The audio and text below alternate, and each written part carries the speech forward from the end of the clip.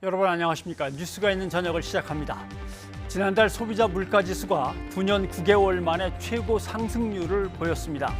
지난 4월부터 물가가 심상치 않다고 얘기가 나왔는데 그동안 당국의 대처가 안일했다는 지적입니다. 날이 추워지고 물가마저 오르면 취약계층은 더욱 힘들어집니다. 대책을 서둘러야겠습니다. 뉴스가 있는 저녁 오늘 준비한 주요 내용들을 안기령 앵커가 소개합니다. 전해주시죠. 예, 오늘의 주요 소식 정리해드립니다. 더불어민주당이 선대위 출범식을 열고 본격 대선 체제에 돌입했습니다.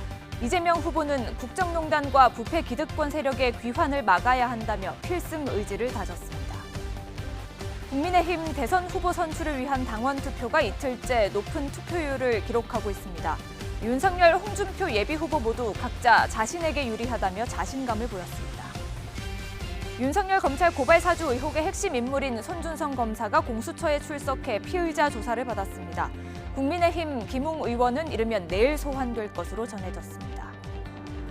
대장동 의혹과 관련해 하나은행이 막대한 이익을 예상하고도 화천대유가 수익을 독차지하게 했다며 시민단체가 김정태 회장을 고발했습니다. 관련 내부 보고서를 입수한 취재기자와 관련 내용 짚어보겠습니다. 첫 소식입니다. 대선을 넉 달 앞두고 더불어민주당 선거대책위원회가 출범했습니다. 이재명 후보는 부동산 문제에 직접 사과하면서 집권 뒤에 최우선 과제로 부동산 대개혁을 약속했습니다. 민주당도 즉각 입법으로 지원에 나섰습니다. 최하영 기자가 보도합니다. 이재명 후보 선거대책위원회가 대한민국 대전환이라는 이름으로 닻을 올렸습니다. 단계적 일상 회복에 발맞춰 대규모 출정식을 열고 본격적인 대선 체제에 들어간 겁니다. 문재인 대통령이 선물한 넥타이를 메고 나온 이 후보, 1호 공약으로 성장 회복을 천명했습니다.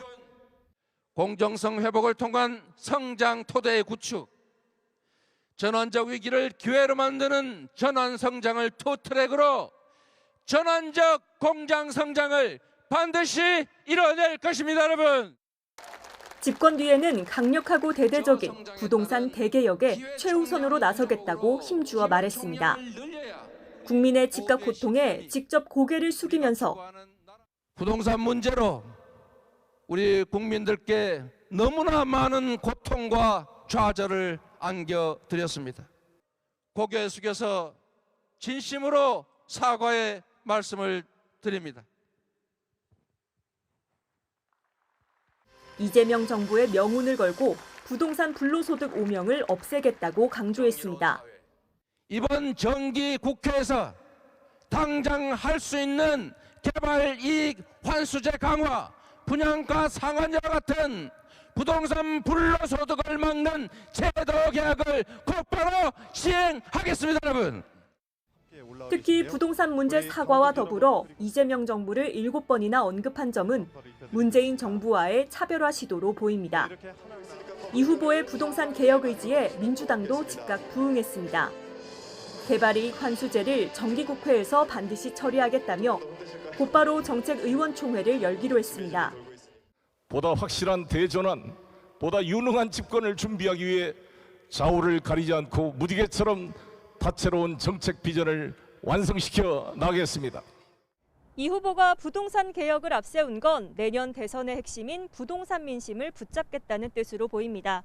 아울러 자신을 둘러싼 대장동 의혹을 정면 돌파하겠다는 의지로도 읽힙니다. YTN 최하영입니다. 더불어민주당이 내년부터 시행 예정인 가상자산 과세를 1년 미루는 방안을 검토하고 있습니다. 당장 내년 대선을 앞두고 청년층 등 이른바 코인 표심을 의식한 행보로 풀이됩니다. 김태민 기자의 보도입니다. 정부는 내년부터 비트코인 등 가상자산 거래로 거둔 이익에 대해 세금을 매기겠다고 발표했습니다. 예를 들어 가상자산 거래로 1,000만 원의 차익을 얻었다면 내년부터는 여기서 공제액 250만 원을 뺀 나머지의 20%, 150만 원을 세금으로 내야 합니다. 하지만 이 같은 과세 시행을 코앞에 두고 민주당이 제동을 걸었습니다. 아직 가상자산 개념도 제대로 정립되지 않은 상황에서 너무 성급한 결정이란 지적입니다. 준비도 되지 않은 성급한 과세 추진은 납세자의 조세 저항만 불러일으킬 뿐 정당성이 인정되기 어렵습니다. 우리 주식시장도 정식으로 과세 계획을 수립하기까지 무려 60년의 시간이 걸렸고 당 지도부도 이런 주장에 힘을 실었습니다. 박완주 정책위의장은 기자들과 만나 정부의 가상자산 과세를 1년 유예하는 방안을 추진하기로 했다며 조만간 당정협의를 가지겠다고 설명했습니다. 이번 결정은 당장 내년 대선을 앞두고 청년층이 주를 이루는 이른바 코인 표심을 의식했기 때문이란 분석이 나옵니다. 앞서 국민의힘 역시 가상자산 과세에 반대 목소리를 냈던 만큼 국회 차원의 논의에는 탄력이 붙을 전망입니다. 문제는 과세 강행을 고수하고 있는 정부를 설득하는 일입니다. 1년간 준비도 해왔고 해서 어느 정도 과세 기반이 저희는 갖춰졌다고 생각합니다. 지금 그거를 다시 조정을 하는 거는 유예라는 거는 법적 안정성이라든가 정책 신뢰성 측면에서 저는 필요하다. 그렇게 하기가 어렵다고 판단이 됩니다. 여야는 조만간 가상자산 관련 법안을 각각 내놓을 예정인 가운데 과세 유예가 현실화할지 주목됩니다. YTN 김태민입니다. 세 번째 대권 도전에 나선 국민의당 안철수 대표. 안 대표는 지난해 서울시장 보궐선거 당시 대선 포기를 선언하기도 했는데요. 제가 대선을 포기하고 서울시장 선거 출마 결심을 한 배경 이해해 주시기 바랍니다. 말을 바꿨다는 비판이 제기되자 안 대표, 시장에 당선됐을 때를 전제한 것이라고 해명했습니다. 국민의힘의 이준석 대표가 대권 선언을 하니까 뭐 5개월 전에는 안 나온다고 했다가 뭐든지 안철수 대표가 얘기하는 거는 반대로만 알아들으면 된다. 그리고 자기 말 뒤집는 사람이다. 이랬어요. 일단은 저는 신경 쓰지 않습니다. 저는 말을 뒤집은 것이 아닙니다. 저는 분명히 그때 뭐 6개월 전이라면 아마 서울시장 선거 때 말인 것 같은데요. 분명히 제가 말씀드렸습니다. 제가 당선된다면 그러면 저는 중간에 그만둬서 다시 대선 도전하는 그런 일은 하지 않겠다. 재선에 도전해서 계속 서울시장으로서 그 서울을 바꾸겠다. 저는 그렇게 말씀드린 겁니다. 네. 정의당 심상정 후보 역시 네 번째 대선 도전에 나섰는데요. 민주당 이재명 후보를 향해 연일 날을 세우고 있는 심 후보. 특히 전 국민 재난지원금 추진을 강하게 비판했습니다. 국민의 세금은 집권 여당의 정치적 유불리에 따라서 꽃감 빼먹듯 쓰는 꿀단지가 아닙니다. 재난지원금은 집권 여당의 대선 전략이 될 수 없습니다. 이에 대해 기본소득당 용해인 의원, 진보정당 후보의 말이 맞느냐며 기획재정부와 국민의힘이 지켜오던 논리라고 꼬집었습니다. 실제 심 후보 역시 지난해 줄곧 전 국민 재난지원금 지급을 강하게 요구했습니다. 전 국민에게 100만 원 재난기본소득 지급, 해고 없는 기업 지원의 원칙을 분명히 확립해 주기 바랍니다. 2차 재난수당은 빠르면 빠를수록 좋습니다. 시간 싸움입니다. 하위 50% 선별지급 같은 선모적 논쟁을 할 시간이 없습니다. 선별이 주는 부작용이 워낙에 크기 때문에 어떤 신속한 지급을 위한 선택을 해주십사 이렇게 말씀을 드리는 것입니다.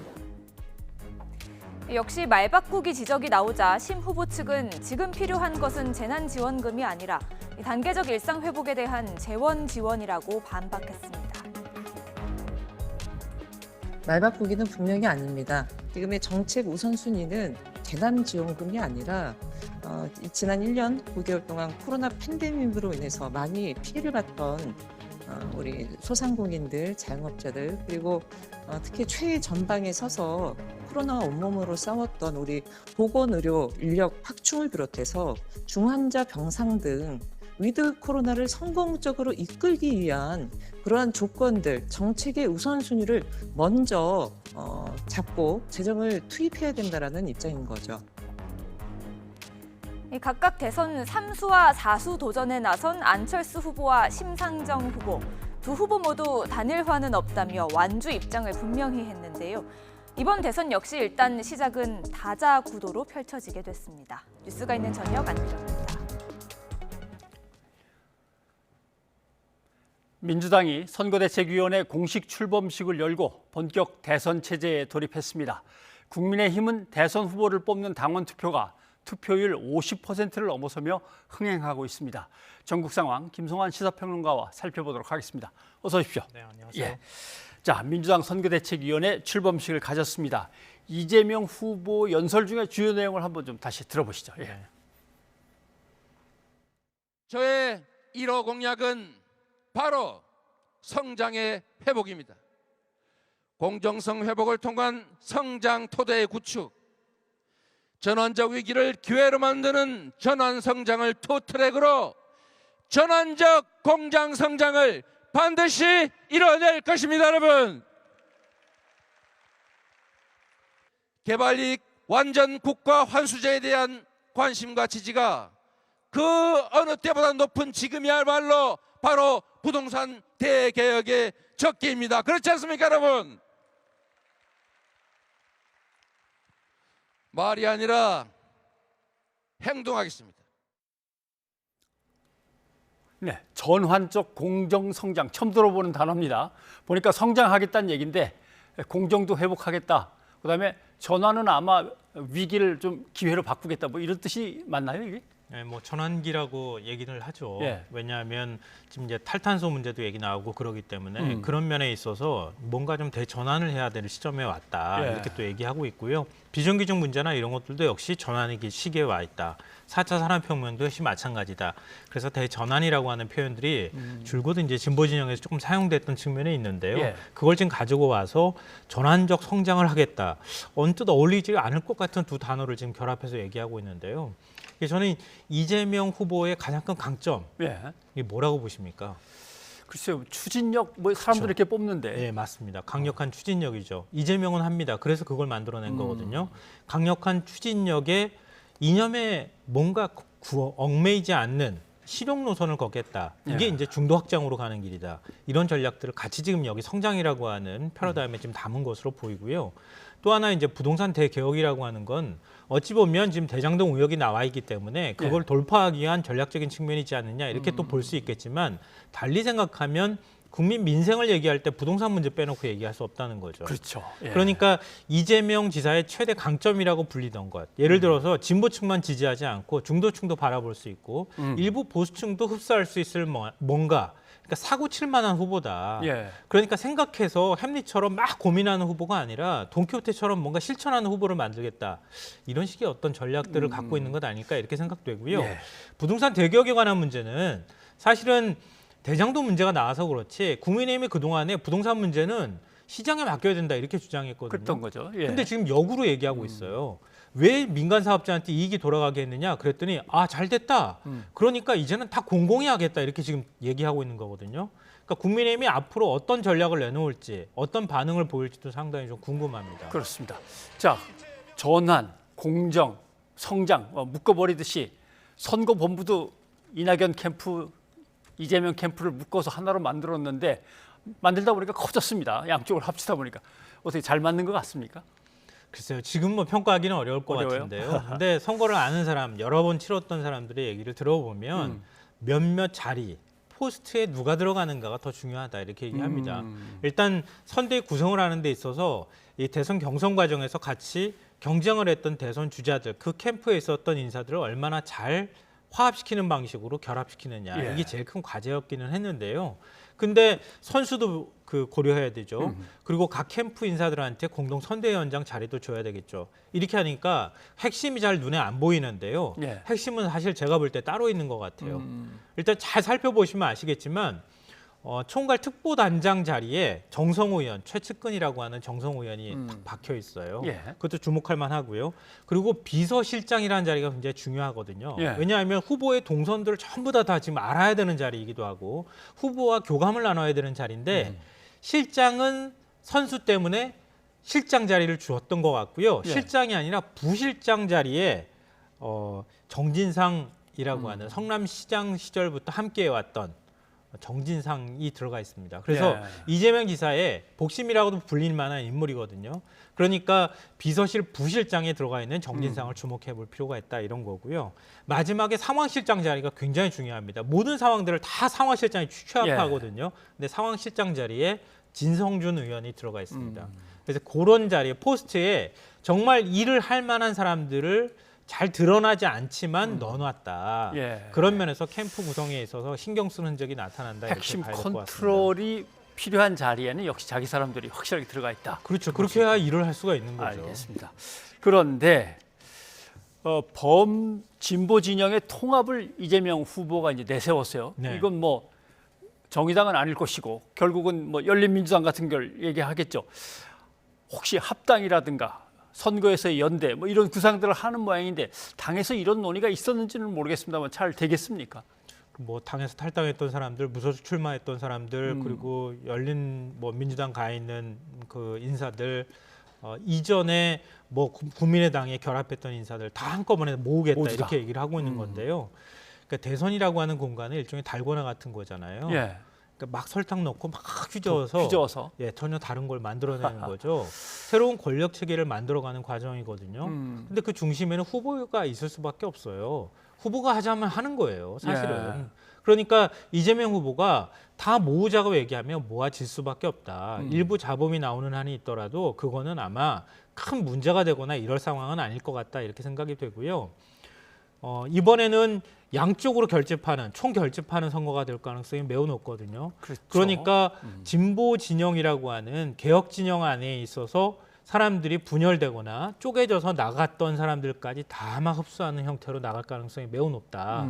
그렇기 때문에 대통합이나 이런 형태를 얘기할 거고 거기에 대해서 아마 이의를 제기하는 사람이 나오기는 쉽지 않은 분위기일 것 같습니다. 사실 후보가 다 모아서 진보 진영 한번 통합해서 한번 결선을 치릅시다라고 하는데 어느 쪽에서 곤란합니다. 이렇게 하면 벌써 당이 깨지면서 분란이 시작되는 거죠. 그건 뭐 그럼요. 남들한테 비치기를 위험해 보이는 거죠. 59대 41 게임이라고 얘기를 하고 있는데 네. 1%든 2%든 전부 다 모아야 되는 선거가 될 수밖에 없잖아요. 거기에 대해서 딴 얘기하기도 어려울 거고요. 당 밖에 나갔던 인사들은 오히려 반갑죠. 달고나 만드는 데 같이 들어온다고 하니까. 예, 알겠습니다. 자, 국민의힘으로 가보죠. 자, 투표가 지금 진행 중인데 당원 투표율이 심상치가 않습니다. 왜 이렇게 잘 되는 거예요? 일단 54.49%까지 나왔습니다. 오늘까지 집계가 그렇고요. 지금 오늘까지는 모바일 투표를 하는 것이고요. 모바일 투표는 실명 인증이 있어야지 가능한 거고요. 예. 내일부터는 이틀 동안 ARS 투표를 하게 됩니다. 아마 그 이후에는 투표율이 좀 떨어질 가능성이 있겠지만 지금 54.49%까지 나왔다는 얘기는 57만 명 지금 이번에 당원 가운데 최소한 31만 명이 투표했다는 얘기인데 제가 볼 때는 35만 명 이상은 잡을 수 있을 것 같다. 그래서 60% 정도 이상은 나올 가능성이 있겠다. 투표율이 이렇게 보이고요. 이게 매우 높은 겁니다. 그동안에는 50%도 안 됐거든요. 그러니까 어떤 변수가 있을지 좀 봐야 되는데 말씀하셨던 것처럼 왜 그럼 이렇게 투표율이 높아졌느냐. 보수층이 문재인 정부 들어서고 난 다음에 상대적 박탈감이 있었겠죠. 그렇겠죠. 네. 예. 그러니까 정권 교체해야 되겠다고 하는 그런 욕망이나 욕구가 그만큼 커져 있다 이렇게 또 볼 수 있고요. 이른바 이준석 바람으로 대변되는 보수도 뭔가 변화해야 된다. 근데 이런 이제 변화의 바람 같은 것도 일부 뭐 작용한 측면도 있고 예. 마지막 세 번째 이제 윤석열이라고 하는 새로운 매기가 등장했잖아요. 아하. 그래서 경쟁이 굉장히 치열해졌다는 거예요. 그러니까 역시 국민의힘 내부 당원들 사이에서도 양쪽으로 막 결집하는 현상이 나오니까 내가 내 후보 찍으러 나가야 되겠다고 생각할 거 아니겠습니까? 그러니까 자연스럽게 가서 적극적으로 자기 의사 표현을 하는 사람들이 많아지니까 투표율이 올라갈 수밖에 없는 상황이라고 보입니다. 상황을 보면은 예전에 이명박 박근혜 두 경선 후보가 치열하게 붙던 그 상황하고 비슷해요. 네, 그때 이제 이 정도는 70% 됐습니다. 정도까지 나왔는데 예. 그때도 엄청나게 경쟁이 치열했잖아요. 근데 물론 그때는 당내 후보만 되면 바로 대통령 된다 뭐 이런 기대가 좀 있기는 했지만 예. 거기까지는 아니더라도 이번에도 굉장히 치열한 경쟁이 뭐 불가피하다 이렇게 봐야 되는 거죠. 거기까지는 아마 안 될 것 같긴 한데요. 그때도 이명박 후보는 바깥에서 유리했고 당내에서는 또 박근혜 후보가 유리했고 묘한 상황이었는데 근데 지금 나오는 얘기로는 60%를 넘으면 홍준표 후보는 그럼 내가 압승이지 이렇게 얘기를 하고 윤석열 후보는 그러면 내 득표율이 확 치솟을 거야 이렇게 얘기하는데 누구의 예상에 맞는 거예요? 아무도 모를 것 같아요. 제가 볼 때는. 한번 보세요. 민주당이 3차 슈퍼위크 결과 나왔을 때 모든 사람이 깜짝 놀랐잖아요. 이거 투표 결과의 미스터리라고 하는 얘기까지 나왔었거든요. 그때 투표율이 한 60% 정도 나오다가 갑자기 74%로 치솟았어요. 예. 그러고 난 다음에 이낙연 지금 상임 고문이 62대 28이라고 하는 사실 상상하기 어려운 표차로 한 2배 이상의 표차로 이기는 결과가 나왔거든요. 그거 왜 선거 결과가 이렇게 나왔는지 열심히 분석했는데 분석이 안 됐어요. 예. 제가 이게 좀 황당한 얘기처럼 들리실 수 있겠지만 굉장히 사회가 복잡하잖아요. 사람들 사이의 이해관계도 복잡하고요. 당원들도 사실 가늠하기가 쉽지 않습니다. 근데 이런 복잡한 상황 속에서 굉장히 변수가 투표율이 올라가면 올라갈수록 많이 나타난다는 거예요. 많은 변수들이 어느 순간 한쪽 방향을 가리키기 시작하면 이렇게 큰 뭔가의 변화가 일어난 것처럼 보일 수 있다는 거죠. 근데 이번에 역시 마찬가지로 국민의힘 당원들이 원래 27만 명이었는데 한 30만 명 정도가 추가로 가입을 했잖아요. 예. 당원 가입하고. 예. 그리고 9, 10월에만 19만 명이 들어왔습니다. 물론 50대 이상으로 따지면 한 65% 비율을 차지하고요. 영남이 한 43% 여전히 높은 퍼센트를 차지하고 있는 건 분명하지만 그 당원들도 어쨌든 쪼개질 거라는 거예요. 표심이. 예. 그 격차는 어느 정도 있을 수 있겠지만 근데 예를 들어서 추가로 가입했다고 하는 당원 41% 정도, 2040 세대 정도 그 당원들이 한쪽으로 확 쏠리는 현상이 나타난다 그러면은 진짜 홍준표 후보로 쏠린다. 그러면 사실 결과를 가늠할 수가 없을 것 같아요. 제가 볼 때는. 근데 객관적으로 보기에는 윤석열 후보가 조금 좀 상황이 나을 것이다. 뭐 이런 얘기가 나오는데요. 왜냐하면은 여론조사 결과 통상 나오는 거 보면 일반 국민 여론조사에서는 윤석열 후보가 5%포인트 정도 안팎으로 좀 뒤지는 것으로 나오거든요. 그럼 50대 50이니까 당원 투표에서 홍준표 후보가 그 5%를 만회해야 하잖아요. 예. 그러니까 그 5%를 어떻게 만회할 것이냐. 이 부분이 최대 관심사일 수밖에 없다는 거죠. 알겠습니다. 그런데 역시 치열해지는 득표 전략들이 이제 오가는 상황에서 막판에 나오는 건 이렇게 불법 선거에 대한 서로의 공방입니다. 일단 한번 들어볼까요? 홍준표 후보 진영에서 계속 제기하고 있는데 이번엔 녹취가 나왔습니다. 캠프가 선거운동을 하면서 당의 이름을 사칭해서 우리 당원들로 하여금 마치 당이 공식적으로 윤석열 후보를 지지하는 듯한 이러한 기망 행위를 하는 것들이 여러 번 저희가 제보를 받았는데 국민의힘의 당원께서 이게 무슨 일이냐, 왜 당이 특정 후보를 지지를 해달라고 전화가 오냐, 이게 당이 맞냐 라고 문제를 삼은 이거 계속 추궁을 하니까 결국에는 그 전화하신 분이 그게 아니고 윤석열 후보 캠프입니다.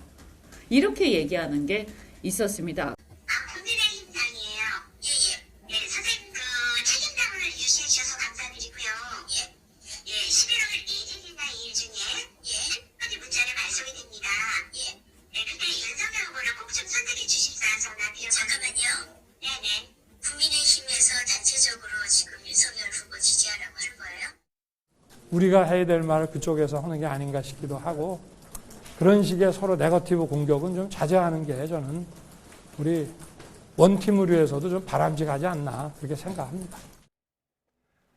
예, 그동안 논란이 된 것들을 한번 정리를 해보니까 맨 처음에는 투표가 어려우시면 거동이 불편하시면 연락 주십시오. 가서 도와드리겠습니다. 대리 투표 문제가 있었고 공천을 미끼로 당협위원장들을 좀 협박 또는 뭐 위압적으로 군다 뭐 이것도 있고 당과 당협위원회를 사칭한다. 가짜 박사모를 내세웠다.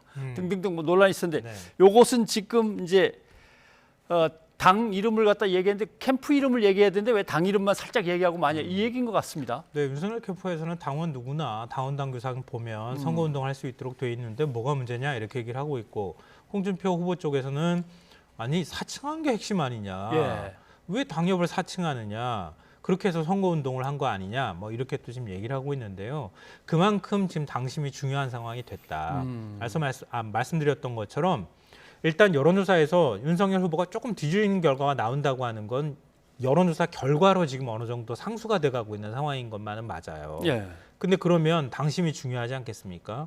그러니까 그 5% 이내에서 누가 당심을 더 많이 가져가느냐, 얼마나 많이 하느냐가 굉장히 중요한데 지금 윤석열 캠프 측에서는 지금 전체 국민의힘 의원 가운데 한 30%가 지금 결합돼 있잖아요.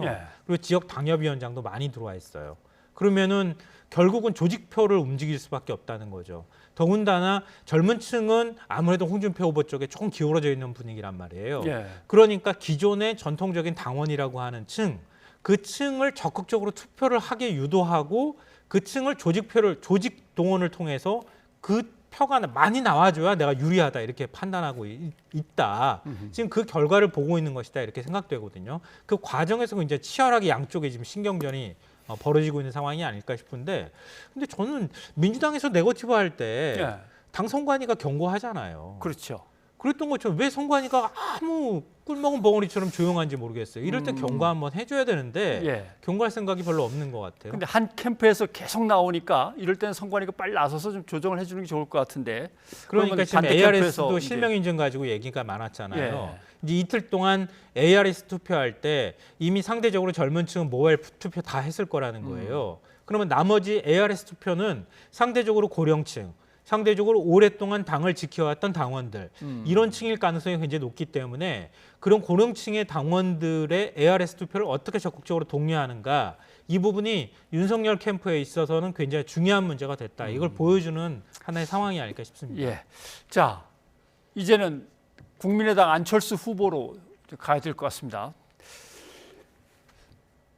다들 이 안철수 후보의 뭐랄까 이게 고정된 지지가 한 3%, 5% 뭐 그 어느 언저리, 그러나 또 선거 운동을 확 하면 그게 확 올라갈 수도 있고, 캐스팅 보트로는 상당히 그래도 영향력이 있는 퍼센테이지일 수 있어서 조심조심 이렇게 함부로 말을 안 하는데, 물론 뭐 저 국민의힘의 이 대표는 그냥 늘 하던 대로 그냥 한 방 먹이기도 했습니다만은, 이 대선의 변수가 얼마나 될까요? 아직은 예측하기 어려울 것 같아요. 부동층이 한 20% 있다고는 말하는데요. 그 20% 가운데 상당수는 투표를 포기할 가능성이 매우 높고요. 그러면 나머지 부동층 한 10% 남짓되는 부동층이 어디로 움직이는가, 이게 굉장히 중요하거든요. 지금 뭐 한 40% 부동층 된다고 하지만 선거 막판으로 가면 갈수록 줄어들 수밖에 없거든요. 그러면 전통적으로 안철수라고 하는 정치인을 정말 좋아하는 팬덤이 있느냐? 사실 그렇게 많은 층이 있다고 보기는 좀 어려울 것 같아요. 근데 문제는 뭐냐면 앞서 말씀드렸던 것처럼 양쪽으로 총 결집하는 투표가 될 경우에 선거가 된다고 하면은 그 5%가 만약에 남아있다고 하면 5%가 당락을 결정할 수도 있을 것이다. 그걸 하려면 단일화 또는 선거의 연대 뭐 이렇게 명분을 해가지고 가져와야 되는데. 그렇죠. 근데 지금 완주하겠다고 오늘 압박 면접을, 지금 대선 후보 한 명 놓고 압박 면접을 하는 이상한 모양이 나오긴 했는데 완주하겠다고 얘기하고 있잖아요. 근데 완주할 때 그러면은 안철수 후보가 어느 정도 표를 가져가느냐, 이 굉장히 중요한데 문제는 뭐냐면은 그럴 경우에 진보적 성향을 가지고 있는 부동층의 표를 더 잠식할 거냐, 아니면 보수적 성향의 부동층을 더 많이 가져갈 것이냐. 어느 쪽에서 가져갈 거냐. 보수층 표를 더 많이 가져갈 가능성이 더 높지 않겠습니까?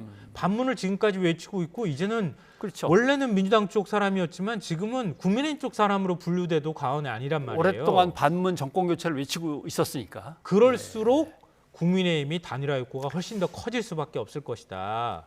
훨씬 더 국민의힘의 후보가 속이 타들어갈 가능성이 더 높은 상황이라는 그러나 거죠. 안철수 후보는 당신들이 나한테 오라 이렇게 얘기를 합니다. 그렇죠. 나랑 단일화해야 한다 이렇게 지금 얘기를 하고 있는데, 만약에 그렇게 완주를 끝까지 하면서 안철수라고 하는 정치인이 가지고 있는 지분을 확실하게 쥐고 갈 경우에는 국민의힘에서 적극적인 구애를 할 가능성이 저는 훨씬 더 높다고 생각합니다. 만약 구애를 한다면 정치적으로 어떤 딜 조건이 나올 것이냐, 그것도 참 궁금해지긴 하네요. 좀 마지막에 그 일종의 컨벤션 효과라고 해야 되나요? 단일화 효과를 만들어내고 싶은, 또 실제로 단일화 효과를 통해서 뭔가 지지율을 끌어올리려고 하는 그런 시도들이 있을 수 있겠죠. 네, 오늘 여기까지 듣겠습니다. 김성환 평론가 고맙습니다. 네.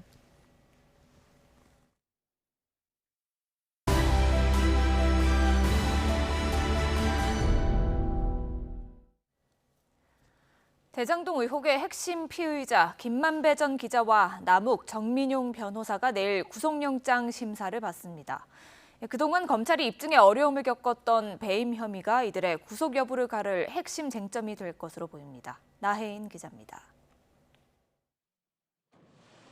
구속 갈림길에 선 핵심 인물 3명 가운데 가장 먼저 법정 신문에 출석하는 건 화천대유 대주주 김만배 씨입니다. 유동규 전 본부장에게 대장동 개발 특혜 대가로 700억 원을 주기로 약속하고 실제로 회사 돈을 빼돌려 5억 원을 건넨 혐의를 받고 있습니다. 횡령 혐의엔 과거 화천대유 고문이었던 원유철 전 미래한국당 대표 배우자 등에게 허위급여 4억 4천여만 원을 지급한 부분도 포함됐습니다. 오후엔 남욱 정민용 변호사가 연달아 영장심사를 받습니다. 정 변호사가 대장동 사업자 심사에 직접 참여해 편의를 봐주고 남 변호사가 자금 세탁용 회사로 의심받는 유원홀딩스 투자금을 빙자해 뇌물 35억 원을 건넸다는 게 검찰의 판단입니다. 김만배 씨의 경우 첫 구속영장보다 뇌물 횡령 액수는 줄었지만 검찰은 배임 혐의 구조를 특정한 만큼 충분히 구속 필요성이 소명될 거라고 기대하고 있습니다. 나머지 2명 역시 공범으로 지목된 만큼 결국 이들의 구속 여부를 가를 핵심 쟁점은 배임 혐의가 될 전망입니다. 검찰은 이들이 사업자 공모 단계부터 수익 배분에 관한 주주 협약에 이르기까지 오로지 화천대유 세력의 이익에 맞춰 사업을 설계해 성남도시개발공사에 최소 651억 원어치 손해를 입혔다고 보고 있습니다. 이에 맞서 김만배 씨 등은 당시 개발 사업은 성남시장이었던 이재명 민주당 대선 후보의 지침에 따라 설계됐고 각자 자신은 주도적으로 관여하지 않았다며 책임을 떠넘기는 전략을 펼 것으로 전망됩니다. 만약 화천대유 세력의 배임 혐의가 어느 정도 소명됐다는 법원 판단이 나온다면 이 후보를 포함한 당시 성남시 윗선을 향한 수사에도 탄력이 붙을 수 있습니다. 아직 유동규 본부장의 공소장이나 김만배 씨 등의 구속영장엔 성남시 관계자들의 관여 정황은 드러나 있지 않습니다. 이를 두고 사실상 이 후보를 향한 수사는 포기한 게 아니냐는 지적도 나왔지만 검찰은 어떤 결론도 내린 바 없고 앞으로도 예단 없이 엄정하게 수사하겠다는 입장을 강조했습니다. 이 때문에 핵심 인물들의 구속 여부가 앞으로 수사 방향과 범위는 물론 이번 대장동 수사 전반에 성패를 가를 분수령이 될 거라는 관측이 나오고 있습니다. YTN 9입니다. 제가 직접 가서 직접 만나서 직접 타보겠습니다. 가! 보! 리! 대장동 개발 사업 주관 금융사로 성남에 뜰 컨소시엄을 이끈 하나금융지주의 김정태 회장이 고발됐습니다. 수천억 원대의 사업 이익을 예상하고도 왜 화천대유가 그 이익을 독차지하도록 공모 또는 방조한 것이 아니냐 하는 이유입니다. 관련 내부 보고서를 뉴스가 있는 저녁 제작진이 입수했습니다. 이 문제를 취재하고 있는 양희찬 기자와 자세한 얘기를 나눠보겠습니다. 양 기자 어서 오십시오. 네, 안녕하세요. 먼저 이 시간 뉴스가 있는 저녁 이 시간에 시민단체가 하나은행의 김정태 회장에 대해서 고발할 계획을 갖고 있다라는 걸 처음으로 보도를 했습니다. 고발장이 이제 오늘 접수가 됐다는 거죠? 그렇습니다. 고발장을 먼저 보시겠습니다. 이 피고발인은 김정태 하나금융지주 회장이고요. 또 하나은행의 대장수 사업 관계자들이 적혀 있습니다. 고발인은 안진걸 민생경제연구소장과 각각 다른 시민단체까지 모두 3명인데 금융정의연대, 개혁국민운동본부 등 17개 시민단체를 대표해 고발한다고 적혔습니다. 혐의는 특정 경제범죄 가중처벌법상 배임과 은행법 위반 등인데 자세한 내용은 뒤에 다시 말씀을 드리겠고요. 말씀대로 앞서 지난달 21일에 뉴스가 있는 저녁에서 김정태 회장 고발 계획을 처음 보도한 지 한 열흘 정도 만에 실제 고발이 이루어졌습니다. 고발인들은 오늘 오전 8시 서울중앙지검에 온라인으로 접수했다고 밝혔습니다. 중앙지검에 제가 확인해 보니까 아직 수사 부서에 배당되지는 않았다고 하고요. 통상 고발장이 접수되면 배당에 하루 이틀 정도 걸린다고 하니까 내일쯤 배당될 것으로 보입니다. 네, 그럼 좀 구체적으로 들어가 보죠. 시민단체가 고발하는데 그 핵심 배경, 또 토대는 하나은행의 내부 보고서입니다. 이 하나은행 내부 보고서를 우리 제작진도 입수를 한 거죠. 그렇습니다. 앞서 시민단체 고발장을 보셨는데요. 그 고발장에 인용된 보고서가 있는데 지금 저희가 준비한 화면이 그 원본입니다. 전체 30쪽 분량으로 작성 시점은 지난 2016년 10월입니다. 제목이 성남 판교대장 도시개발사업 IM으로 되어 있는데요. 이 IM은 투자자를 모집할 때 투자 판단을 돕기 위한 기초 자료를 담은 보고서라고 할 수 있습니다. KEB 하나은행 내부, 정확히는 부동산 금융부에서 작성한 보고서인데 이 눈에 띄는 부분이 바로 예상 사업 수지 부분입니다. 그래픽으로 준비했는데요. 가장 이익이 큰 공동주택 용지, 즉 아파트 용지를 말하죠. 평당 1,620만 원에서 1,700만 원으로 매도 가격을 잡아서 1조 4천억 원의 수입이 있을 것으로 예상을 했고요. 예. 연립주택도 2,100억 원을 넘는 가격을 책정해서 이 토지 보상비나 공사비 같은 지출 항목을 제외하고도 한 3,600억 가까운 순이익을 예상했습니다. 종합의견에도 이 같은 내용이 고스란히 나타나는데요. 종합의견을 보면 이 수도권 지역 주거용 택지의 희소 가치가 높아진 상황에서 강남권 접근이 쉽고 예. 전체 매출액의 70% 이상을 차지하는 공동주택 용지의 예정 공급가액이 가격 경쟁력을 확보하고 있어서 분양이 양호할 것으로 예상한다는 게 핵심 내용입니다. 여기에 민관 공동사업으로 이 토지 확보의 안전성도 확보하고 있다고 적었습니다. 즉 하나은행 부동산금융부는 이 대장동 사업이 3,600억 원 가까운 수익을 낼 것으로 예상하면서 또 이른바 인허가 위험 부담도 없다고 결론을 낸 겁니다. 이 성남시에서 확정 이익으로 가져간 이 1,822억 원을 제외해도 1,700억 원이 넘는 순이익이 발생한다는 계산이 나오죠. 애초 하나은행은 지난달 21일에 뉴스가 있는 저녁 제작진의 이 취재에 초기 사업 비용과 인허가 등 위험 부담을 지지 않기 위해서 보통주가 아닌 우선주로 참여하게 됐다고 설명을 했거든요. 예. 그러니까 배당 이익은 관심이 없었고 대출을 통한 수수료나 이자 수익이 주된 목적이었다 이렇게 설명을 했는데 정작 사업에 참여한 1년 뒤에는 이 수천억 원대 순이익을 예상을 한 겁니다. 또 이 인허가 위험 부담도 없다고 판단을 했고요. 지금 보시는 표가 이제 성남의뜰 컨소시엄의 2018년부터 20년까지의 배당 내역인데요. 네. 이 지분 1%의 화천대유가 4,041억 원 정도를 가져갈 때 지분 43%를 가진 하나은행 컨소시엄이 32억 원의 배당액만 가져갔거든요. 예. 하나은행으로 이제 범위를 더 좁히면 11억 원 정도밖에 되지 않습니다. 그러니까 엄청난 사업 이익을 예상하고도 이를 확보하기 위한 어떤 노력도 하지 않은 점, 이 부분이 하나은행의 배임 혐의를 입증할 대목이라고 시민단체는 지적합니다. 한번 직접 들어보시겠습니다.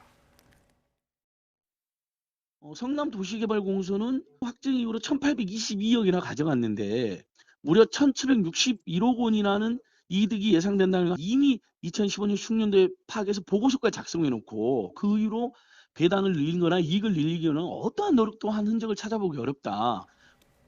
예. 그동안 뉴스가 있는 저녁에서 계속 보도한 걸 종합해 보자면 맨 처음에는 하나은행이 컨소시엄을 이끌려고 하다가 복잡한 거 그만두자 하고서 산업은행 컨소시엄으로 그냥 편하게 들어가려고 하다가 다시 돌아와서 이걸 이끌었는데 결국 이 정도 이익을 내려고 그런 거냐? 네, 그렇죠. 그러면 시민단체 주장대로라면 뭐 때문에 화천대유 그 업자들에게 특혜 또는 이런 걸 갖다 몰아주는 걸 묵인한 건지 동조한 건지 왜 이랬을까요? 바로 그 시민단체가 그 부분을 수사로 밝혀달라고 이제 검찰에 고발한 것이죠. 근데 고발장에 적힌 내용을 보면 이 시민단체가 의심하는 몇 가지 단서가 있습니다. 먼저 앞서 언론을 통해서 제기된 의혹인데요. 이 하나은행이 말씀대로 스스로 주관사로 나서는 컨소시엄을 포기하려고 했는데 화천대유 대주주인 김만배 전 기자가 곽상도 의원을 통해서 다시 주관사로 참여하도록 했다는 의혹입니다. 그게 첫 번째 의혹이군요. 예. 바로 이 대가로 곽 의원이 아들을 통해서 50억 원을 받았다는 곽 의원 뇌물수수 혐의와도 직결되는 대목이죠. 두 번째는 이 박근혜 정부 국정농단 사건과의 연관성입니다. 최서원, 개명전 이름으로 최순실의 딸 정유라 씨가 지난 2015년에 하나은행 독일 법인에서 한 4억 5천만 원 정도를 대출을 받았거든요. 하지만 정 씨의 비거주자 자격 요건을 확인하지 않고 대출이 이루어져서 당시 고발이 이루어졌지만 중앙지검이 불기소했습니다. 당시 중앙지검장이 윤석열 전 검찰총장인 점도 고발장에 명시가 돼 있습니다. 또 하나는 이 대출을 실행한 독일 법인장의 특혜 승진을 청탁한 혐의로 이 최순실 또 안종범 당시 경제수석이죠. 등이 모두 유죄를 선고받았거든요. 이 특혜 청탁 당사자가 바로 하나금융지주 현 김정태 회장인데 이 김 회장은 법정에 나와서 청와대 연락을 받고 계열사인 하나은행 인사 담당자에게 승진을 지시했다는 취지로 자백을 했습니다. 하지만 박영수 특검팀이 김 회장을 불기소했거든요. 등장인물들이 계속 겹치는군요. 그렇습니다. 이것에 대한 시민단체 의견 한번 들어보시겠습니다. 하나금융지주 김정태 회장은 박근혜 전 국정농단 때 정유라에 대한 불법 대출이나 부당한 인사 개입했다는 의혹으로 고발돼서 수사를 받았지만 무혐의 됐거나 어떠한 처분도 받지 않았는데 곽상도 국회의원이나 김만배 대주주나 박영선 특검이나 윤석열 전 총장 관련돼서 그에 대한 보온으로 엄청난 특혜를 몰아준 게 아니라는 의혹도 동시에 제기돼서 그 부분을 제가 집중적으로 수사해야 된다는 점을. 네, 그 부분을 집중적으로 수사해야겠다. 하나은행의 입장은 어떻습니까? 네, 하나은행은 우선 그 2015년에 사업 협약에서 이 배당 내용이 확정됐다는 겁니다. 예. 그래서 그 확정된 내용을 그대로 이행했을 뿐이다라는 점이고요. 그 이후로는 이 배당 비율을 가지고 배당 비율을 바꿀 수 있는 주주 협의가 전혀 없었다. 이렇게 덧붙였습니다. 그러니까 2016년도에 이 투자자를 모집하는 보고서를 작성하면서 사업 수익을 예상했지만 이미 확정된 협약을 되돌릴 만한 어떤 기회가 없었다는 취지인데요. 이 검찰의 배임 혐의가 고발이 됐으니까 예. 이 수사로 밝혀질 부분이라고 생각됩니다. 네. 2015년 사업 협약 이 부분을 이제 집중적으로 봐야 되겠군요. 네, 양시장 기자 수고했습니다.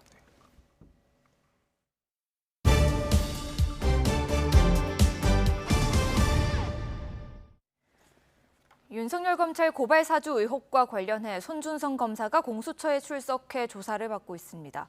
공수처가 수사에 착수한 지 2달 만인데요. 내일은 국민의힘 김웅 의원이 소환될 것으로 보입니다. 손효정 기자입니다. 고발 사주 의혹을 수사하는 고위공직자범죄수사처가 손준성 대구고검 인권보호관을 피의자 신분으로 소환했습니다. 공수처 관용차를 타고 청사에 들어온 손 검사는 취재진 앞에 모습을 드러내진 않았습니다. 손 검사 소환 조사는 고발 사주 수사가 본격화한 지 2달 만에 처음으로 구속영장이 기각된 지 일주일 만입니다. 손 검사는 지난해 4월 대검 수사정보정책관으로 재직하며 범여권 인사들에 대한 고발장을 작성하고 야당에 전달하는 데 개입했다는 의혹을 받고 있습니다. 공수처는 고발 사주 의혹 제보자 조성은 씨가 김웅 국민의힘 의원으로부터 받은 텔레그램 메시지에 손준성 보냄을 결정적인 증거로 보고 있습니다. 당시 수사정보정책관실 소속 검사가 고발장과 함께 첨부된 이른바 제보자 X의 실명 판결문을 검색한 기록도 확인했는데 이를 바탕으로 지시나 관여 여부를 집중적으로 캐물은 것으로 전해졌습니다. 이와 함께 공수처는 손 검사 부하 직원이 필라테스 건으로 연락드립니다라는 문자 메시지를 손 검사에게 보낸 사실도 확인하고 이번 사건과의 연관성을 따져 물은 것으로 알려졌습니다. 해당 필라테스 업소 강사와 김웅 의원이 동명이인이라는 점에 주목해 일종의 암호가 아니냐고 의심하는 겁니다. 그러나 손준성 검사는 김 의원에게 고발장을 전달한 기억이 없다며 관련 의혹을 모두 부인한 것으로 전해졌습니다. 특히 손 검사는 대검 근무 당시 SNS로 많은 고소고발장을 전달받아 대부분 이를 다시 첨부해 반송해왔다는 입장을 유지하고 있습니다. 문제가 된 고발장도 본인이 처음 전송한 게 아니라는 주장입니다. 또 실명 판결문도 정보 수집차 검색한 것이라고 반박한 것으로 전해졌습니다. 앞서 구속영장 청구서에서 손 검사 외 등장인물을 성명불상이라고 적시하며 범죄 혐의점을 소명하지 못했던 공수처가 이번 조사에서 새로운 물증을 제시했는지가 수사 성패를 좌우할 것으로 보입니다. 공수처는 내일 또 다른 핵심 인물 김웅 의원을 불러 손 검사 조사 결과를 바탕으로 고발장 작성 주체와 검찰과의 연루 정황 등을 추궁할 예정입니다. YTN 손효정입니다. 도이치모터스 주가 조작 사건과 관련해 권오수 회장이 오늘 검찰 조사를 받았습니다. 윤석열 전 검찰총장의 부인 김건희 씨가 주가 조작에 돈을 댔다는 의혹도 제기된 상태인데요. 이에 김 씨의 소환 조사도 임박했다는 전망이 나오고 있습니다. 김경수 기자입니다. 일주일 전 권오수 도이치모터스 회장의 아내를 불러 조사했던 서울중앙지검 반부패 강력수사 2부가 이번엔 권 회장 본인을 직접 소환했습니다. 주가 조작 사건 피의자 신분으로 부른 건데 검찰은 권 회장을 사실상 이번 사건의 몸통으로 보고 있는 것으로 알려졌습니다. 권 회장이 호재성 내부 정보를 주변에 알려주며 도이치모터스 주식을 사게 하거나 자신이 직접 허수 매수 주문도 했다는 겁니다. 주가 띄우기에는 이른바 선수들까지 동원됐고 2009년 12월부터 3년 동안 도이치모터스 주식 1,600만 주, 630억여 원어치가 이런 식으로 거래됐다는 게 검찰 판단입니다. 주가 조작에 동원된 선수 2명은 자본시장법 위반 혐의로 이미 구속 기소돼 오는 19일 첫 재판을 앞두고 있습니다. 이제 남은 건 윤석열 전 검찰총장 아내 김건희 씨가 주가 조작 과정에 돈을 대 전주 역할을 했다는 의혹입니다. 지난해 고발장을 접수하고 수사를 이어온 검찰은 권 회장을 조사한 뒤 조만간 김 씨도 직접 불러 사실관계를 확인할 것으로 보입니다. 서울중앙지검에서는 도이치모터스 사건 외에 윤우진 전 용산 세무서장의 스폰서 의혹 수사도 속도를 내고 있습니다. 윤 전 서장은 윤석열 전 총장 측근인 윤대진 검사장의 친형으로 고위 공무원이나 전현직 검사를 만날 때 식사와 골프 비용을 사업가에게 대신 내도록 했다는 의혹을 받고 있습니다. 하루 전 윤 전 서장을 소환 조사한 검찰은 한두 차례 더 불러 조사한 뒤 영장 청구 여부 등 조만간 신병 처리 방향을 결정할 방침입니다. YTN 김경수입니다. 네, 공수처가 오늘 손준성 검사를 피의자 신분으로 불러 조사를 했습니다. 내일은 김웅 의원을 불러 조사할 예정인 것으로 알려졌습니다. 고발사주 의혹의 실체가 과연 규명될 수 있을지 주목됩니다. 양지열 변호사와 관련 내용을 정리해 보겠습니다. 어서 오십시오. 안녕하세요. 고발사주 의혹이 제기된 지 2달 만에 드디어 이제 손준성 검사가 조사를 받는군요. 어떤 걸 주로 캐물었을까요? 지금까지 많이 알려진 부분들, 그러니까 손준성 검사가 보낸 것으로 지금 보이는 고발장들이 김웅원을 거쳐 조성은 씨까지 나왔다는 게 폭로가 됐지 않습니까? 그런데 손준성 검사 같은 경우는 아까 뭐 반송, 다른 사람이 누군가 나에게 보낸 걸 반송을 했다라거나 전혀 관여한 사실이 없다라고 그렇게 주장을 했습니다만 사실 뭐 텔레그램이라고 하는 그 메신저 자체에 반송하는 기능 자체도 들어있지가 않고요. 반송이 불가능하고 처음에 뭐 반송을 했든 어떤 식으로 전달을 했든지 간에 처음에 작성한 사람이 계속해서 보냄으로 이어져 나간다는 것도 그 확인이 된 부분이고 또 그 고발장을 단순하게 파일만 전달한 게 아니라 본인이 직접 혹은 최소한 손준성 검사 명의의 텔레그램에 누군가가 이제 문자를 써서 보낸 내용들도 나왔다는 것까지 나왔습니다. 그러니까 그리고 그 이후에 그 고발장이 작성된 시점에 있어서 대검의 당시 수사정보정책과에 근무했던 검사급이 뭐 실명 판결문을 검색을 했다라거나 이런 부분들이 여러 가지 조각들이 있기 때문에 그 조각들의 한 가운데 과연 손준성 검사의 역할은 무엇이었느냐 그 이미 맞춰놓고 있는 퍼즐 가운데 가장 큰 퍼즐을 맞추기 위한 노력을 지금 아마 공수처에서 하겠죠. 근데 이제 지금 양지열 변호사님이 얘기하신 거기에 그대로 나오는 것처럼 손준성 검사가 보낸 것으로 텔레그램에 찍혀 있는 그것하고 누군가가 또 거기에 문자를 적어 놓은 그 흔적, 그다음에 그때 검사인지 아니면 수사관인지 모르지만 그쪽 팀에서 누군가가 또 거기에 실을 판결문을 검색해 본 거. 이게 다 정황이지 누가 이렇게 해서 그걸 고발장을 딱 만들었다. 이게 이제 안 나오니까 그거에 대한 증거가 새로 확보된 게 있을까요? 그 새로운 증거라기보다는 좀 더 구체화된 것들은 있을 가능성이 있죠. 그러니까 지금 누군가라고 말씀하셨고 지난번 구속영장을 청구할 때도 그 실제 판결문을 검색한 사람의 이름이 적시가 되지 않았습니다만 그걸 놓고도 이제 공수처에서 사실 파악을 못했다라는 그런 의견도 있고 그게 아니라 영장 청구 과정에서 미리 모든 것들을 다 알려줄 경우에 이른바 패를 드러낼 경우에는 나중에 수사 과정에서 더 불리할 수도 있기 때문에 다 보여주지 않았다라는 그런 전망도 있습니다.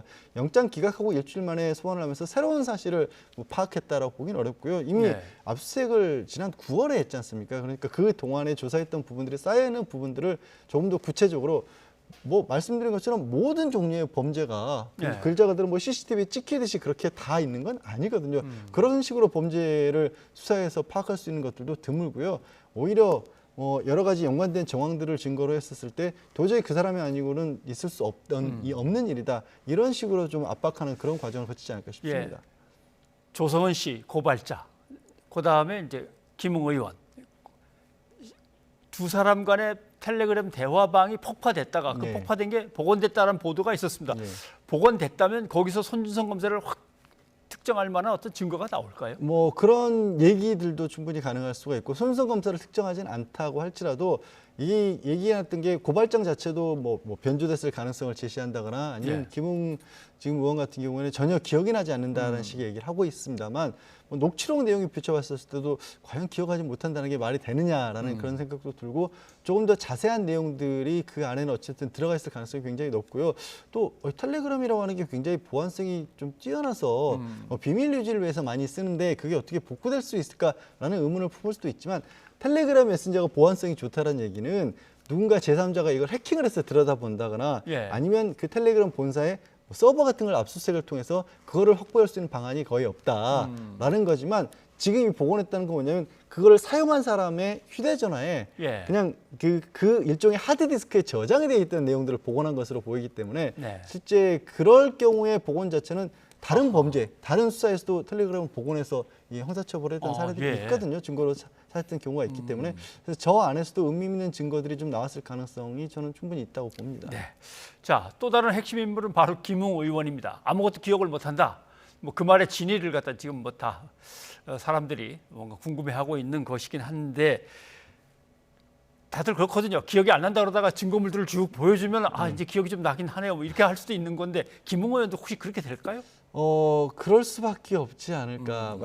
조금 전에 말씀드린 텔레그램 대화방 내용까지 제시가 됐을 경우에는 그리고 이렇게 얘기했던 부분이 이제 기억이 나지 않는다고 하면서도 또 그 대화 속에 등장하는 저희라고 하는 표현이 검찰은 아닌 것 같다라는 그런 식의 얘기를 하면서 이게 어떻게 기억이 나지 않는데 선택적으로 기억을 하는 것이냐 내지는 그 대화 내용에 대해서 본인이 봤었을 때 어떤 식으로 보인다라는 식으로 이제 마치 제3자에 관한 얘기를 하던 식으로 말씀을 하셨습니다만 실제 그 조성원 씨와 대화를 하면서는 그보다 조금 더 구체적인 내용이 들어갈 수 있거든요. 왜냐하면 전화로 하는 것에 대한 경계심보다 텔레그램에서 할 때 경계심이 좀 떨어질 수가 있죠. 그러니까 텔레그램 자체가 쓰는 사람은 이게 더 안전하다, 누군가 들을 가능성이 없다 뭐 이런 생각을 하면서 폭파하면 되니까 그런 생각하죠. 식으로 생각을 할 수가 있기 때문에 그래서 조금 더 구체적인 내용이 나온다라면 있었던 사실이 어떤 일인지 모르지만 그거를 다 부인하기는 어렵지 않을까 싶습니다. 결국은 그러면 김웅 의원, 손준성 검사가 연결된다면 손준성 검사가 속해 있던 대검의 그 조직, 수사정보정책과 그러면 결국 대검찰청, 그럼 결국 윤석열 후보까지로 연결되는 이 선인데 이게 진행이 될 수 있을까요?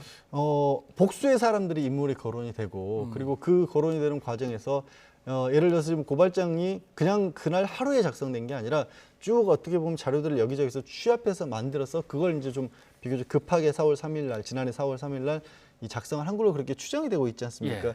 그 과정에서 어떤 사람들이 동원됐고 어떤 자료들을 쓰였는지를 본다라고 하면 누군가 손준성 검사가 뭐 아직은 확인된 게 아닙니다. 손준성 검사가 했더라도 개인적인 일탈이라고 할 수 있는 그런 가능성은 좀 배제가 된다. 그러니까 조직이 움직였다라고 친다라면 그 조직에 대한 책임자가 이것에 대해서 전혀 인지를 못했을까. 게다가 이 고발장 내용에 보면 여러 번 나왔던 얘기지만 지금 윤석열 지금 현재 예비 후보라든가 아니면 그 부인과 관련된 부분들, 최측근과 관련된 부분에 있어서 기존의 다른 사람들로서는 알기 힘든 내용들이 좀 많이 들어가 있단 말입니다. 그래서 그것들을 그럼 어떻게 해야 알게 되느냐라는 것에서부터 연결고리를 좀 찾아서 추적을 하다 보면 그렇다고 한다면 이제 뭐 수사 가능성이 완전히 없다라고 말씀드릴 수는 없겠습니다만 뭐 며칠 있다가 국민의힘의 대선 후보로 최종적으로 결정이 되면 만약에 그럴 경우에는 또 수사에도 상당히 좀 난관은 생기겠죠. 알겠습니다. 자, 도이치모터스 조금 전에 기자의 리포트가 있었습니다만 도이치모터스의 주가 조작 의혹이 있었고 그 주가 조작 의혹에 윤석열 예비 후보의 부인 김건희 씨가 돈을 댄 걸로 지금 의심을 사고 있고 그런데 이제 검찰이 보기에는 도이치모터스 주가 조작의 몸통 자체가 그 회장이다. 권오수 회장을 이제 지목하게 되는 것 같은데 그 근거가 뭘까요? 왜냐하면 일반적인 어떻게 보면 주가 조작이 있다고 했었을 때 그 회사가 실제로 아는 경우가 있고 모르는 경우도 있고 알았다고 할지라도 거기에 얼마만큼이나 적극적으로 가담했느냐에 따라서 상당히 뭐 상황이 달라질 텐데 이 사례에는 특이하게도 도이치모터스 계열사를 이끌고 있는 권오수 회장 본인이 직접적으로 주가 조작을 아예 한 것으로 그렇게 나오고 있거든요. 그러니까 주가 조작, 이른바 선수라고 불리는 사람들을 이렇게 끌어들여서 주가 조작을 하게 한 것도 권오수 회장이었고 본인도 직접적으로 그 주가 조작하는 방안에 있어서 도이치모터스 회사와 관련된 뭐 내부 정보 같은 것들을 외부로 흘리면서 이런 정보들이 있으니까 이거를 활용해서 주가 조작을 한다거나 아니면 본인도 직접적으로 그런 정보들을 주위에 알리면서 그 도이치모터스 주식을 판매를 한다든가 그렇게 하는 방법을 통해서 주가를 올리는 데 있어서 직접적으로 움직였다는 거거든요.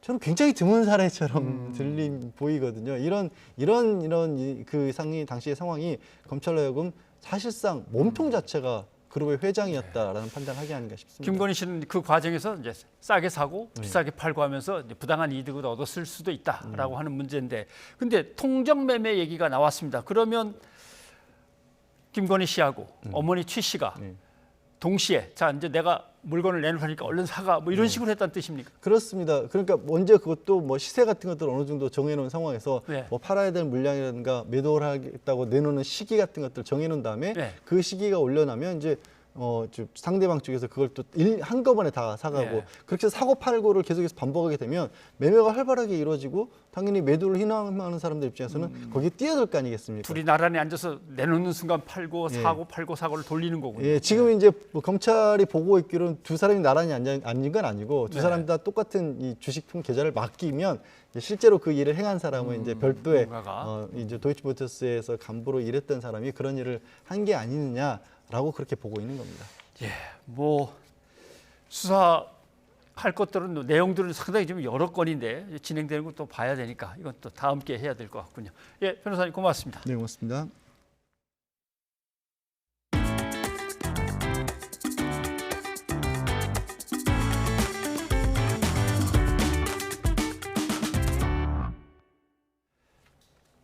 코로나19 신규 확진자는 이틀째 1000명대를 유지했습니다.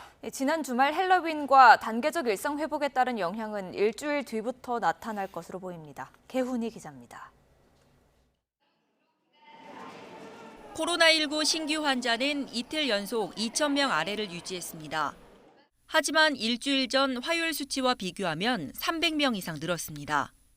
예방접종 효과로 감소세였던 확진자 수가 거리두기 완화와 이동량 증가 등의 영향으로 증가세로 전환된 것으로 보입니다. 주말 검사 수 감소 효과가 끝나는 주 후반으로 갈수록 감염자는 더 많이 나올 것으로 보입니다. 실제 하루 확진자 수는 일요일과 월요일, 화요일 뚝 떨어졌다가 수요일부터 토요일까지 증가하는 패턴을 반복하고 있습니다. 방역당국은 지난 주말 헬로윈 행사와 일상회복 전환에 따른 확진자 수 증가는 일주일 뒤부터 나타날 것으로 내다봤습니다. 코로나19 바이러스 잠복기가 최대 2주인데 반해 현재 4차 유행을 주도하고 있는 델타 변이의 잠복기는 일주일 정도이기 때문입니다. 또 방역수칙 완화로 백신 미접종자의 감염이 더 증가할 수 있습니다. 여기에 고열을 주 증상으로 하는 파라인플루엔자가 영유아를 중심으로 유행하고 있는 점도 당국은 예의주시하고 있습니다. 자칫 독감까지 함께 유행하면 두 감염병이 동시에 유행하는 트윈 데믹으로 번질 가능성이 있기 때문입니다. 인플루엔자와 코로나19가 같이 유행할 가능성은 이제 좀 더 다른 작년보다 훨씬 높아졌다 이렇게 말씀드릴 수 있습니다. 방역당국은 파라인플루엔자 유행이 독감 유행의 전조 증상이 될 수 있다고 보고 독감 예방접종과 개인 위생수칙 준수를 다시 한번 강조했습니다. YTN 개훈입니다. 영업시간 제한이 사라지면서 식당과 호프집 등 자영업자들은 모처럼 행복한 하루를 보냈습니다. 단계적 일상 회복 전과 후 무엇이 얼마나 바뀌었는지 엄윤주 기자가 비교해봤습니다. 저녁 식사 시간인데도 한적하기만 한 서울 논현동의 고깃집. 거리두기 4단계 시행으로 사적 모임이 엄격히 제한되던 3주 전 모습은 손님보다 텅 빈 테이블이 많습니다.